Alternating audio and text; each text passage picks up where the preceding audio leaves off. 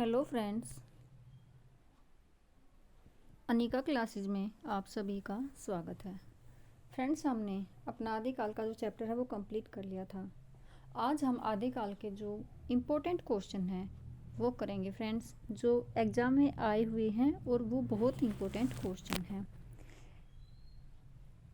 Friends, मैं question ऐसे नहीं करा रही कि बुक में 1 से लेके जहाँ तक 100 तक जितने भी क्वेश्चन मैं सारे ही करा दूँ। मैंने सिर्फ बुक में से जो इम्पोर्टेंट क्वेश्चन है सिर्फ वे छाट कर ही लेके आई हूँ।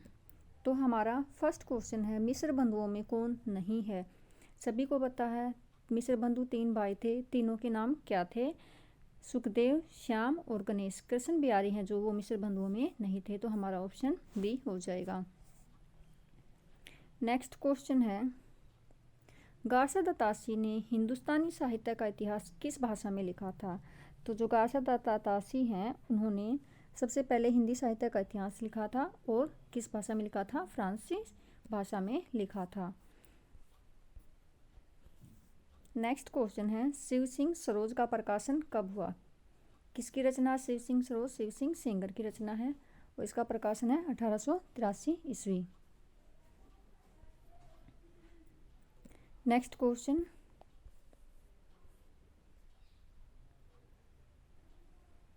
देखो, विलक्षण बात यह है कि आधुनिक गद्य साहित्य की परंपरा का प्रवर्तन नाटक से हुआ है। ये कथन किसका है? किसने ये बात कही थी कि आधुनिक गद्य साहित्य की परंपरा का प्रवर्तन नाटक से हुआ है? ये किसने कहा था? आचार्य रामचंद्र शुक्ल ने कहा था। नेक्स्ट क्वेश्चन है, मलिक मोहम्मद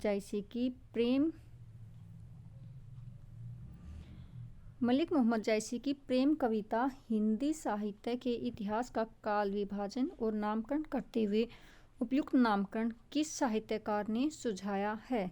बहुत ही इम्पोर्टेंट क्वेश्चन है। देखो, मलिक मोहम्मद जायसी की प्रेम कविता हिंदी साहित्य के इतिहास का काल विभाजन और नामकरण करते हुए उपयुक्त नामकरण किस साहित्यकार ने सुझाया था? यानी कि जो नामकरण सुझाया वो किसने सुझाया था?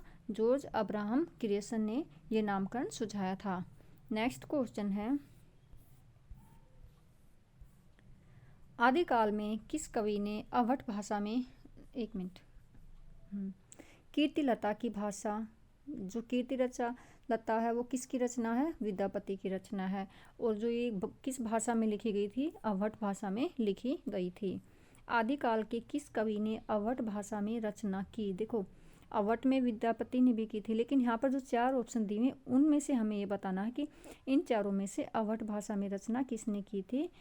तो अब्दुल रहमान है जो उन्होंने अवध भाषा में रचना की थी।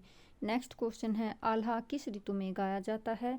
तो सभी को पता है कि आल्हा जो है वो वर्षा ऋतु में गाया जाता है। नेक्स्ट क्वेश्चन है, इन रचनाओं को उनके रचयिताओं के साथ सम्मिलित कीजिए। रचनाएं दी हुई हैं और किसकी कौन सी रचना है हमें ये बताना है। देखो, जब कभी ऐसा क्वेश्चन आ जाए एग्जाम में और आपको कुछ का नाम पता हो और कुछ का नाम नहीं पता हो, तो पहले हमें क्या करना होगा? जिसका नाम पता है कि हाँ हमें इस रचना के बारे में पता है किसने लिखी, तो हम वहीं से स्टार्ट करेंगे। देखो, अभी तो हमें सभी को ये ईजी है, सभी को पता है। पृथ्वीराज रासो किसने लिखी थी? चंद बरदाई ने लिखी थी। बिसलदेव रासो किसने लिखी थी? नरपति नाला ने लिखी थी। खुमान रासो किसने लिखी थी? दलपत विजय ने। और परमाल रासो जगनिक ने लिखी थी। तो इसके अकॉर्डिंग जो हमारा आंसर हो जाएगा डी का 1, बी का सी का 4। तो हमारा ऑप्शन क्या हो जाएगा? ऑप्शन 3 हो जाएगा। हम क्वेश्चन को इसको ऐसे भी कर सकते हैं। नेक्स्ट क्वेश्चन है, हिंदी साहित्य के आदिकाल का अभिनव जयदेव किसे कहा जाता है? अभिनव जयदेव की संज्ञा किसको दी गई? विद्यापति को दी गई है। किन रचनाकारों की भाषा को संधा भाषा कहा गया है? तो जो बौद्ध और सिद्ध थे उनकी भाषा को क्या कहा गया है? संधा भाषा कहा गया है। नेक्स्ट क्वेश्चन है, इन रचनाओं को उनकी काव्य भाषा। देखो, अभी तो हमने रचना और रचनाकार पढ़े थे, लेकिन अब हम जो क्वेश्चन पढ़ रहे हैं वो पढ़ रहे हैं कि इनकी जो काव्य भाषा है कि किस भाषा में लिखा गया है, हमें ये बताना है। देखो, विजयपाल रासो, चर्या गीत, विद्यापति की पदावली, पृथ्वीराज रासो, यहाँ पर जो है भाषा दी गई है। देखो, यहाँ पे पहले देखो, चर्या गीत किसकी थी? सिद्धों की थी। तो सिद्धों की भाषा क्या थी? सभी को पता है। सिद्धों की भाषा क्या थी? संधा भाषा थी। इसमें देखो विद्यापति की पदावली, सभी को पता, जो विद्यापति की पदावली है वो किस भाषा में लिखी गई थी? मैथिली भाषा में लिखी गई थी। अब देखो रासोग्रंथ साहित्य है, जो रासोग्रंथ किस भाषा में लिखे गए थे? अपभ्रंश में। और जो पृथ्वीराज रासो वो किस में? हिंदवी भाषा में लिखी गई थी। हम क्वेश्चन को ऐसे भी कर सकते हैं, ये भी बहुत ही ईजी मेथड है इस टाइप के क्वेश्चन करने का। नेक्स्ट क्वेश्चन है,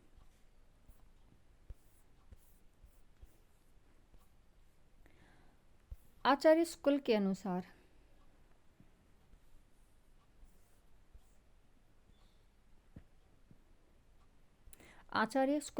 हिंदी साहित्य का आविर्भाव कब से माना जाता है?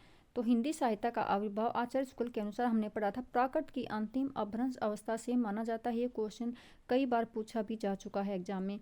तो हिंदी साहित्य का जो आविर्भाव वो कब से माना गया है? प्राकृत की अंतिम अपभ्रंश अवस्था से माना गया। हम जो अपनी PYQ सीरीज करें उसमें 2 बार क्वेश्चन पूछा गया था कि जो अपभ्रंश साहित्य आदिकाल साहित्य का पूछा गया था कब से कब तक माना गया है, तो वो हमने पढ़ा था 10वीं से 14वीं सदी तक।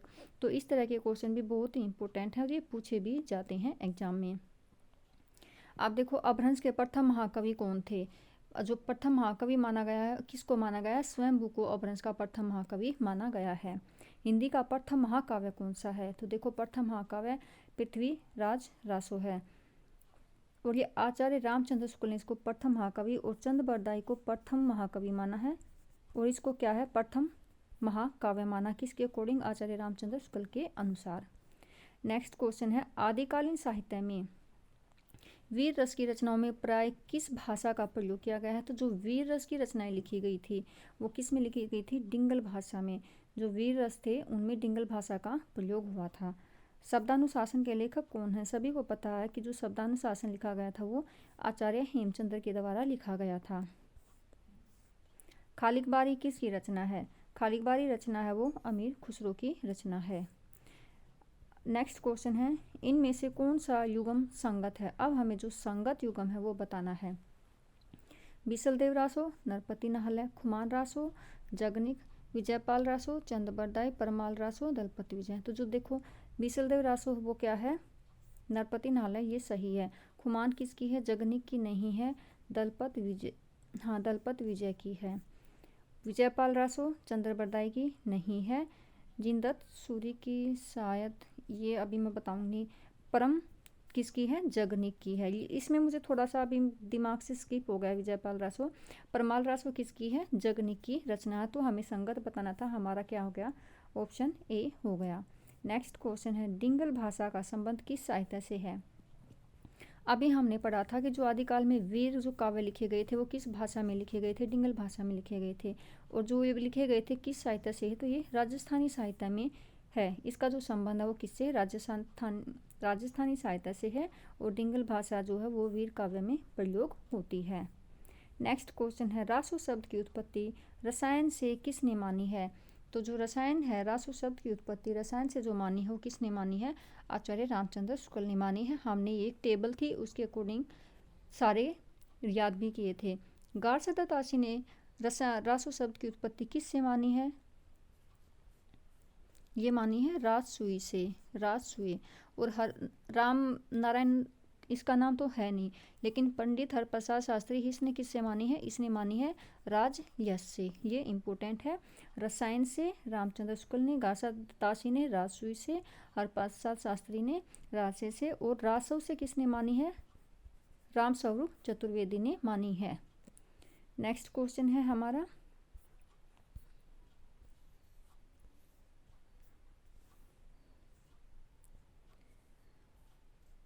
देखो अब पंक्ति दी हुई है, किसके अकॉर्डिंग है ये पंक्ति? किसकी है ये बतानी है। सजन सकारे जाएंगे नैन मरेंगे रोए, उक्ति किसकी है? ये जो उक्ति है ये है अमीर खुसरो की। किसकी उक्ति है? अमीर खुसरो की है। खुसरो की रचना खालिकबारी वस्तुतः है। जो खालिकबारी रचना है इसकी, इसमें क्या है, इस किससे संबंधित है? तो ये क्या है? फारसी और हिंदी शब्दकोश है। खालिकबारी जो रचना है क्या है? फारसी और हिंदी का क्या है? शब्दकोश होता है। शब्दकोश क्यों होता है? इसको हम क्या बोलते हैं इंग्लिश में? डिक्शनरी बोलते हैं। किस समीक्षक ने विद्यापति की पदावली को जीव और परमात्मा के संबंध का रूपक माना है? किस समीक्षक ने माना है? तो आनंद कुमार स्वामी ने माना है। विद्यापति की पदावली को जीव और परमात्मा के संबंध का रूपक माना है। नेक्स्ट क्वेश्चन है, हठ योग का प्रभाव निम्न कवियों में से किस पर पड़ा था? हठ योग देखो है ठ किसका है? गोरखनाथ का है। किससे है ये? नाथों से संबंध है।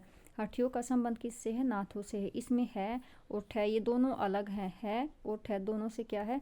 सूर्य और चंद्रमा, इनसे मिलकर बना है। इनसे मिलकर इन्होंने इसको हठ योग बोला। और किससे संबंधित है? गोरखनाथ से है। नेक्स्ट क्वेश्चन है, उक्ति व्यक्ति परकण ग्रंथ का विषय क्या है? उक्ति व्यक्ति परकण किसकी है? दामोदर कवि की है।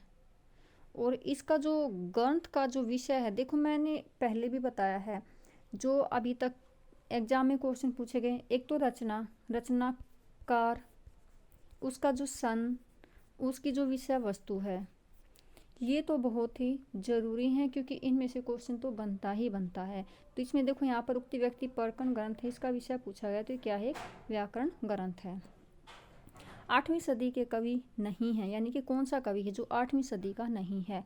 सरहपा, सबरपा और स्वयंभू, ये तीनों 8वीं सदी के हैं, लेकिन हेमचंद्र जो है वो 9वीं सदी का कवि है, 8वीं सदी का नहीं है।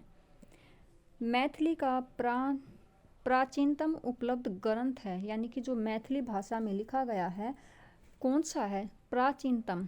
तो वो है वर्ण रत्नाकर। ये क्या है? प्राचीनतम ग्रंथ है मैथिली का। नेक्स्ट क्वेश्चन है, बोधगान ओ दोहा का संपादन किसने किया था? इम्पोर्टेंट है, हरप्रसाद शास्त्री ने किया था। दोहा या दोहा किस भाषा का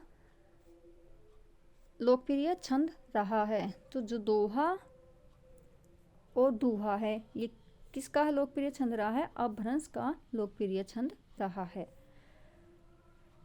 नेक्स्ट क्वेश्चन, कबीर की अपेक्षा खुसरो का ध्यान बोलचाल की भाषा की ओर अधिक था, यह कथन किसका है? किसने कहा था कि जो कबीर की अपेक्षा जो खुसरो की बोलचाल का ध्यान है वो कबीर की अपेक्षा खुसरो की बोलचाल की ओर अधिक था? ये किसने कहा था? ये कहा था आचार्य रामचंद्र शुक्ल ने कहा था। ये इंपॉर्टेंट है, ये एग्जाम में पूछा भी जा चुका है। फ्रेंड्स, जो मैं क्वेश्चन करा रही हूँ ये एग्जाम में पूछे गए क्वेश्चन करा रही हूँ। संत मत के अलावा शब्द यानी कि शब्द का प्रचलन किस पंथ में हुआ था? जो संत मत के अलावा इसमें जो शब्द है उसका प्रचलन किस पंथ में हुआ था? तो ये नाथ पंथ में हुआ था। नेक्स्ट क्वेश्चन है, पात्र। यहाँ पर देखो रचनाएं दी, एक तो हमने इस टाइप का क्वेश्चन किया था रचना और रचनाकार से संबंधित, एक क्वेश्चन किया था रचना और उसकी भाषा से संबंधित। अब जो क्वेश्चन कर रहे हैं उसमें हम रचना और उसके पात्रों से संबंधित क्वेश्चन कर रहे हैं। क्वेश्चन ऐसे भी बनते हैं, देखो पात्र दिए हुए हैं, रचना दी हुई है। चंदा, नागमती, राजमती, मालवानी। देखो जो ये राजमती है ये किस में है? बीसल देव में है। नागमती किस में है? चंदा चंदायान में है। नागमती किस में है? पृथ्वीराज रासो में है। और पृथ्वीराज रासो में है नागमती, या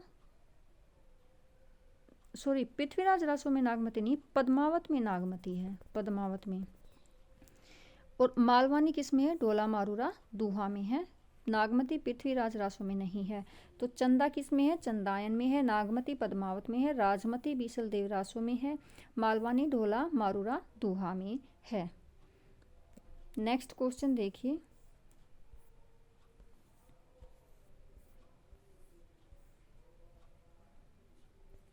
छोटा हो जाओ।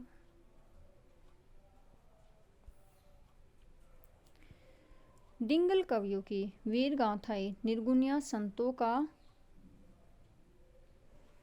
थोड़ा छोटा, अच्छा ये आया, ये कटके है, वाणिया कटके ही आया है। डिंगल कवियों की वीर गाथाएं निर्गुणिया संतों की वाणियाँ, कृष्ण भक्त या रागानुगा भक्ति मार्ग के साधकों के पद, राम भक्त या वैधि भक्ति मार्ग के उपासकों की कविताएं, सूफी साधना से पुष्ट मुसलमान कवियों के तथा ऐतिहासिक हिंदी कवियों के रोमांस और रीति काव्य, ये 6 धाराएं अपभ्रंश कविता का स्वाभाविक विकास है। देखो कितनी धाराएं हैं, 6 धाराएं बताई गई हैं। और ये कथन किसका है, किसके अनुसार है? ये देखो हर हजारी प्रसाद द्विवेदी के अनुसार, लेकिन 6 धाराएं हैं। एक ही क्वेश्चन में 6 धाराएं दे दी गई हैं और किसके अकॉर्डिंग है? हजारी प्रसाद द्विवेदी के अकॉर्डिंग है। देखो डिंगल कवियों की वीर गाथाएं, एक तो ये हो गई निर्गुण संतों की वाणी, 2 कृष्ण भक्ति या रागानुगु भक्ति मार्ग के साधकों के पद, राम भक्ति या वैदिक भक्ति मार्ग के उपासक, सूफी साधना, पुष्ट मुसलमान कवियों के तथा ऐतिहासिक हिंदू कवियों के रोमांस और रीति काव्य। इन 6 धाराओं को स्वाभाविक किसने माना है अपभ्रंश में? तो ये हजारी प्रसाद द्विवेदी ने माना है। मोस्ट इम्पोर्टेंट क्वेश्चन है। नेक्स्ट क्वेश्चन है, कुंडलिनी के उद्बुद्ध होने पर जो स्फोट होता है उसे क्या कहते हैं? ये भी क्वेश्चन बहुत इंपॉर्टेंट है। देखो एक तो यहाँ पर नेट में पूछा गया है, नेट में इससे पहले भी पूछा गया है। अब एक और जो अलग से बुक है जिसमें ये क्वेश्चन कई एग्जाम में बार बार पूछा गया है, मैं आपको वो भी दिखाऊंगी। तो जो इसका आंसर हो जाएगा कि कुंडलिनी के उद्बुद्ध होने से जो स्फोट होता है उसको हम क्या कहते हैं? नाद कहते हैं। नेक्स्ट क्वेश्चन है,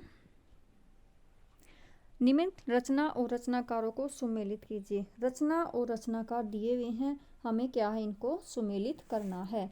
देखो प्रबंध चिंतामणि, रनमल छंद, जयचंद प्रकाश, जयमयंक, जस चंद्रिका। प्रबंध चिंतामणि किसकी है? जो प्रबंध चिंतामणि है किसकी है? जैनाचार्य मेरुतुंग की है। रनमल छंद किसकी इंपोर्टेंट रचना है? श्रीधर की है। जयचंद प्रकाश जो है ये किसकी है? ये होगी भटकेदार की। और जयमयंक जस चंद्रिका किसकी है? मधुकर कवि की है। तो हमारा ऑप्शन हो जाएगा 1 का 2, 2 का 1, 1 का 2, 2 का 1। तो हमारा ऑप्शन ए हो जाएगा। नेक्स्ट क्वेश्चन है, पुरुष परीक्षा किस कवि की रचना है? पुरुष परीक्षा है वो किसकी है? विद्यापति की है रचना है। कीर्तिलता, कीर्ति पताका, पदावली, पुरुष परीक्षा, भू परिक्रमा, ये किसकी रचनाएं हैं? ये विद्यापति की रचनाएं हैं। निम्न नेक्स्ट क्वेश्चन है, निम्न में से कौन सा विद्वान पृथ्वीराज रासो को सवर था? अप्रमाणिक मानने वाले ग्रंथों में शामिल नहीं है। शामिल नहीं है, अप्रमाणिक ग्रंथों में मानने वाला शामिल नहीं है। हमें वो बताना है जो इसको अप्रमाणिक नहीं मानता है। तो मोहनलाल विष्णुलाल पांड्या। तो देखो जो अप्रमाणिक मानने वाले थे रामचंद्र शुक्ल, गौरीशंकर हीराचंद ओझा, डॉक्टर मोहनलाल विष्णुलाल पांडे हैं। इन्होंने इसको क्या माना था? प्रमाणिक माना था। और इन तीनों ने इसको अप्रमाणिक माना था। अर्ध प्रमाणिक किसने माना था? हजारी प्रसाद द्विवेदी ने, सुनीति कुमार चटर्जी ने, दशरथ ओझा ने इसको अर्ध प्रमाणिक माना था। नेक्स्ट क्वेश्चन है, राम वृक्ष बेनीपुरी के अनुसार लेखन काल की दृष्टि से विद्यापति की, देखो यहाँ पर राम वृक्ष बेनीपुरी के अनुसार पूछा गया है। तो उन्होंने जो विद्यापति की रचना को माना है, कीर्तिलता, भू परिक्रमा, पुरुष परीक्षा और कीर्ति पताका, ये राम वृक्ष बेनीपुरी के अनुसार है। लेकिन जब हमने पढ़ा था कीर्तिलता और कीर्ति पताका दोनों का समय क्या दिया गया था बुक में, 14वीं सदी के अंत से लेकर 15वीं सदी के प्रारंभ तक पढ़ा था। ये दोनों का जो समय था सेम था। और राम वृक्ष बेनीपुरी ने इनको क्या है? अलग माना है। इन्होंने माना है पहली रचना कीर्तिलता मानी है, फिर भू परिक्रमा, पुरुष परीक्षा और कीर्ति पताका। ये किसके अकॉर्डिंग पूछी गई है? ये राम वृक्ष बेनीपुरी के अनुसार पूछी गई। तो ये भी इम्पोर्टेंट क्वेश्चन है। फ्रेंड्स ये हमारे क्वेश्चन थे आदिकाल के इम्पोर्टेंट क्वेश्चन। इससे भी अलग हम और भी जो क्वेश्चन हमें मिलेंगे जो इम्पोर्टेंट होंगे, हम उन क्वेश्चनों को करेंगे। लेकिन इसके साथ ही हम अपनी जो PYQ सीरीज़ है वो करते रहेंगे। और हमारा जो नेक्स्ट चैप्टर होगा भक्ति काल, उसमें भी जितना भी जहाँ से भी एग्जाम में पूछा गया हम वहाँ से मेन सारी जितनी भी डिटेल हैं उनको नेक्स्ट वीडियो में करेंगे। Thank you friends.